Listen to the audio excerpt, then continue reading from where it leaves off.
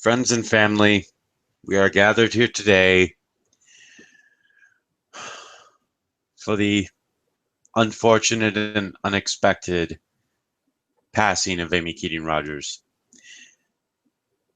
I know she's gone and not forgotten, and I know that we want to talk about her accomplishments in her life rather Wait, than wait, John, hold. This what. this isn't a funeral. She's just leaving the show for a while. Oh, well, since we have everyone gathered here, let's keep going, and we'll I just put my see. hood up for nothing. You told me this dude calls me and he's like, "We need to hold a memorial service," and I'm like, "Why?" He's just like, "For Amy," and I'm like, "Okay, but no, she's not dead, dude."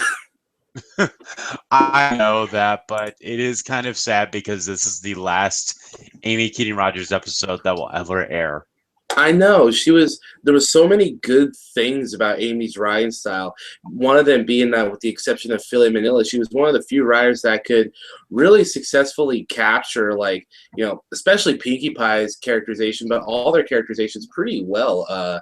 Most of the time, I love this picture that I found on the internet because, yeah, I don't know if you can read it, but it just says "Blame Larson" on it. So Yes. So this episode,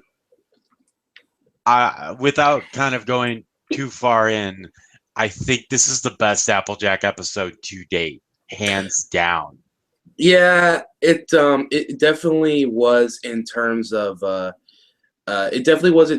like Applejack's backstory, and then not to mention the music was pretty dope too. Like, I know the big takeaway for it is "I am just a pony," but Razzle Dazzle was pretty dope too.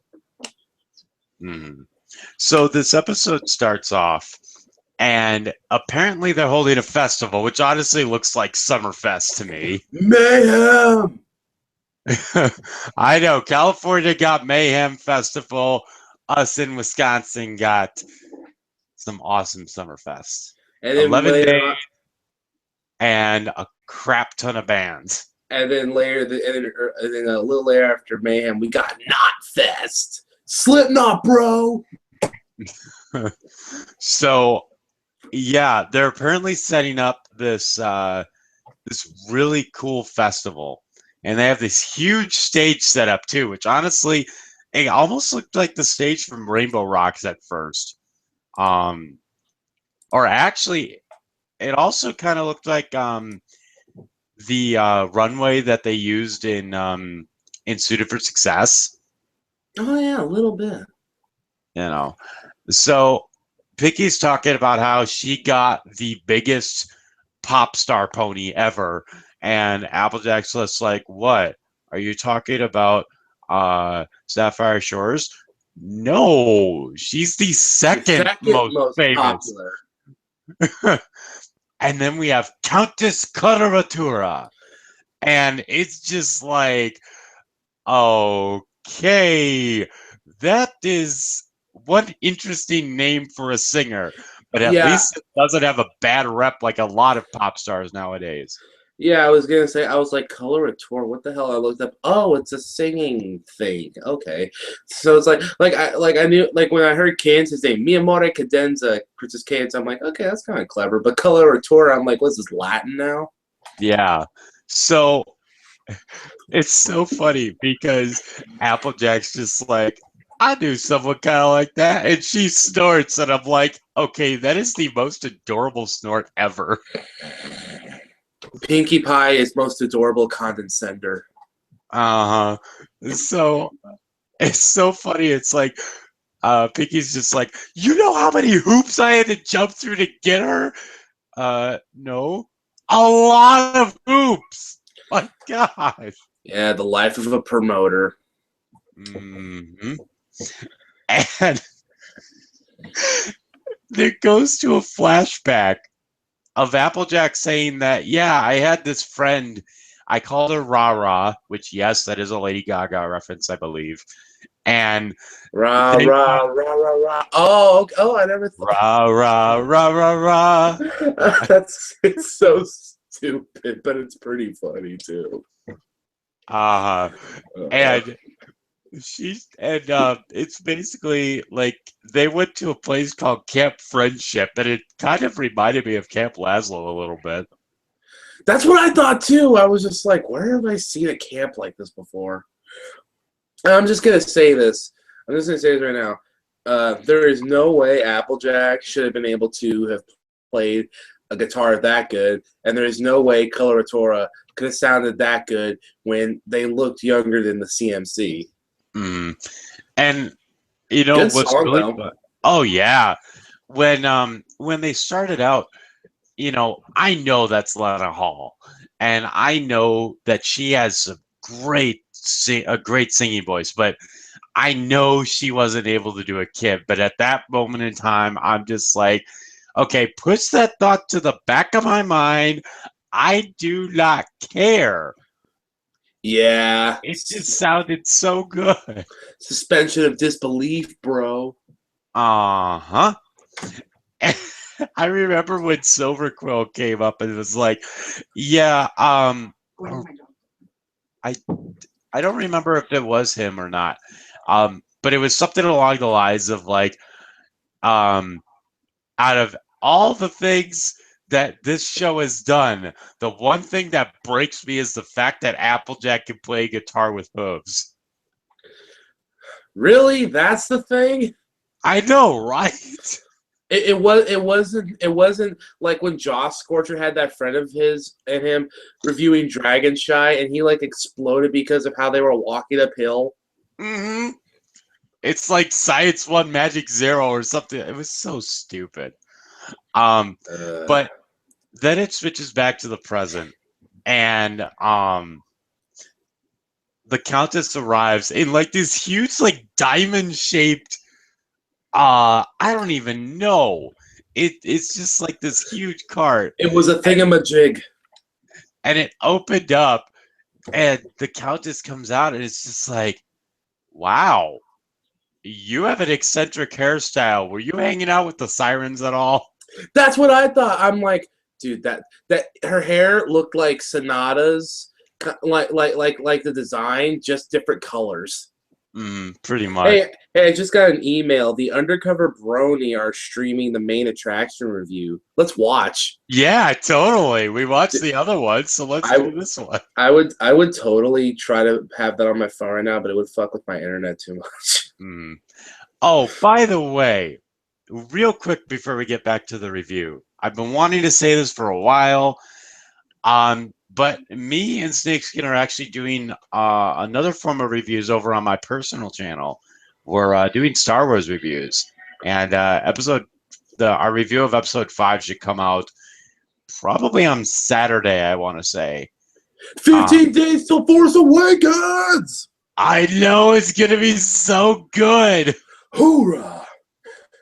May the Force be with you, because you'll need it to help you get back up off the ground when you faint from watching this hopefully awesome movie. Mm-hmm. When you said hoorah, I'm just thinking, dear humanity, we regret being alien bastards. We regret coming to Earth. And we most definitely regret that the core just breaks up our ragged ass fleet! Hoorah!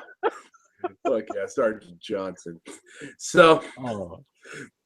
but yeah, Star Wars plug. So at this point, Rara shows up, and to be honest, for the first like 4 minutes she was on screen, I couldn't tell if she actually remembered Applejack, not only because when she starts, she's like, "Hey, it's you, Hoovesies," and Piggy's like, she doesn't do that to anyone, but then she does that to all her fans. I'm like, oh, Rara's a dick now, and then you meet goddamn Sven Gallop, who, can I just say, he committed the crime of being a bully, a Pinkie Pie. This dude already deserves a spot in the seventh circle of hell. I don't know if that's where people like that go, but still, that was bad enough. But then, no, that should be too far. But he does some pretty bullshit stuff, like when it cuts a little too later. Rara, who Coloratura seems like a nice person. She was like, "Oh, I can't wait for the kids thing, meeting with the kids, and he's like, you know, I can get you out of that. And she's like, no. And he's like, okay. Yeah. I It's mean, really kind of sad. I get it. It's a commentary on the record company, but isn't it kind of open mouth insert foot that Hasbro is calling another company out on questionable business practices? I don't know, but if they are, then that's kind of awesome. Yeah, no, seriously, record companies are dicks. Have you watched Empire? They're all like that. Hmm. And now we get to the first song, the Razzle Dazzle. This song And was dope. let me just say, I saw this at Cider Fest, and they had some pretty good speakers there. I'm just like, damn, I don't even listen to pop music, but this is good. Well, yeah, because Daniel Ingram is like the six. He could be totally be the successor to John Williams, and he doesn't even know it. Hmm. Seriously, he is that good. I feel. Hmm. Now, when they did this song, one of the first things I wanted to do was wait for when we got when we got it up on YouTube, and then just plug my phone into my car and have my subs played in the back with this song, and it was so good. Razzle dazzle. I can't remember the lyrics. But I just Razzle dazzle, glitz and glam. Let's be glam. Yeah. Yeah, Good it's so stuff. good. So it just, and I know someone made a GIF about the background dancers, and literally one of them is like teaching her fillies how to fuck a pony or something like. It was like so weird. This fandom's a little weird. That's an understatement of the last 5 years, dude. Oh god, this show's 5. This show's gonna be 6 years old next year, I know, that's so crazy. and it's got at Now, least 7 left. hmm now, you get up and you see that Sven Galp is being more of a dick to Pinky. More like, okay, here's what we have with our card. We have Cherry Jubilee's cherries, separated yellow from red. We have Gustav Legrand's Blair's. And we now also have uh, some crystal gems from the Crystal Empire. And it's just like, Applejack goes up to her. It's just like, she's completely changed because she never was like that at all. Yeah, you know what that reminded me of? There's a bit of a legend in for bands started by Van Halen. They're called contract writers. Basically, they would use their record company to like the big bands with, so they could like get sweet backstage stuff. Like there's a video of James Hetfield from Metallica reading off Axl Rose's from Guns N' Roses, and that's what that reminded me of, because Van Halen was famous for the no brown M&Ms and a giant M&M bowl, or else they wouldn't do a show. I mean, they do the show, but it was just to see what they could get away with, and that's that reminded me of like Axl. He had like beer, wine, whiskey, a steak, and like a whole bunch of other stuff. And it's like, man, no wonder why he got fat. Yeah, pretty much. But that's what I thought. I'm like, oh my god, Kolo Katora is an Axl Rose right now. But that's all I could think of. I was just like, it's like, welcome to the jungle. We've got glitz and glam. That's awesome. So Sven Gelf is going completely on Pinkie Pie. It's just like, I could pull her from the show, You need to get everything I can and pamper me and get everything in the next 24 hours, or else you're not getting her for your little festival. And there's some other little plot point of the fact that apparently Countess Coloratura, or I should just say Rara, apparently Yeah. Rara does apparently she does charity work, and she wants to help the kids. I'm just like, that's really awesome, number one. when yet Sven Gallup's just like, I don't want you to do that. I can't believe you do that. So eventually they all just get sick of it. And Twilight apparently has a magical camcorder. Yeah. um, I saw that. I'm just like, okay. You implied cars and bullets exist, but now you straight up have GoPros. What the hell? My friendship is magic. Mm-hmm. And so then they bring that what Twilight recorded on the big screen and rah rah event. And this whole time, Applejack's been trying to say, hey, this dude does not have your best interests. And I'm going to prove it to you. And then they do. And he just walks away like, well, good luck without me, because he knows he's pretty much fired Yeah. with all the crap he did. And do you ever notice that, especially with this show, there's a lot of times where you'll have the villains just be like, yeah, I'm doing this for my own personal gain. I may Yeah. use another pony as a guise, but it's my stuff, Yeah. And finally, Ra just kind of realizes, holy crap, I didn't need to do all that. And it's that night, and she's backstage, and she is like freaking out because it's like, I don't know how to do this because he always did everything, and I don't know if I'm going to do well. And Applejack's just like, hey, you got this. You're going to be good. You're going to sound phenomenal. Just And go then out there and she show who you really are. and then she proceeds to sound completely phenomenal. Seriously, Lana Hall is a fantastic singer. Mm-hmm. And actually, this episode I've been waiting for since the animatics. I'm just like, I yeah. just the party. And I That's the love best thing how ever. you have the horn tips on all the different unicorns just Give it lighting even up. like the lighter effect. Yeah, I honestly thought they were gonna start swinging their head from side to side to Now make that's it rock and roll. realistic. Oh man, they would have been great at a Journey concert. Yeah, or a Europe concert too. Actually, most '80s acts they probably would have been really good at. Possibly Def Leppard as well. Def Leppard is awesome. um, and this song is just so freaking good. I mean, you see everything. You see people singing. You see a background orchestra.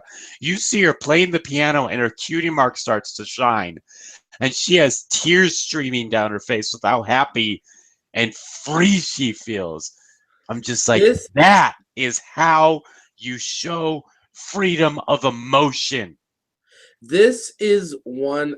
This episode had some of the most emotion I've ever seen in a Friendship is Magic episode, and not be and and not from like it being really sad or deep. It was like a really happy moment, and he's like you feel your heart swell in that, and it's just like I feel that. Yeah, it was a good song. Sounded great too. Mm-hmm. Right after that, she brings up Applejack and the CMC, and it's a reprise of what they did at camp, but it honestly is like the closest thing I think we'll ever hear to the Equestrian National Anthem. Okay, I've always been asked: is the Equestrian National Anthem like actually a thing, or is that just something the Bronies came up with? I don't even know if it's an actual thing. I'm just thinking, man, that would be cool if that was the case. That would be cool. Mm-hmm. And then the episode closes out with with them embracing, and I think some fireworks, and it was all nice. This was a really good episode. I definitely agree with you on it's definitely one of Applejack's best. Mm-hmm. So, Amy Keaton Rogers, thank you so much for what you did with this show.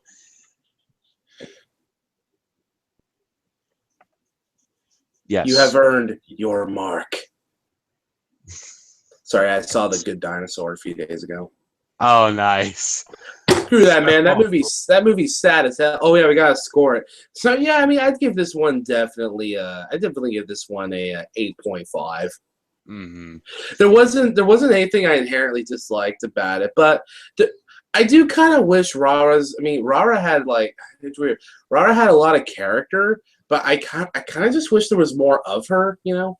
Mhm. Same thing with Applejack. It is an Applejack episode, but you could tell they tried to balance out Applejack and Color Katora, and I mean, well, they only have half an hour, so you know. Mhm.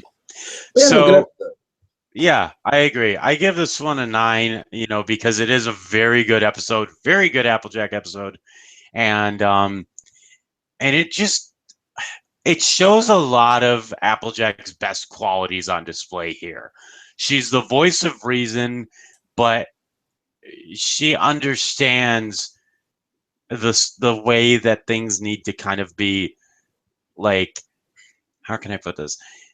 She knows how to work things not just in her favor to be like, oh yeah, this is why I'm telling you this because it's me telling you this. No, it's the Because she fact. genuinely cares.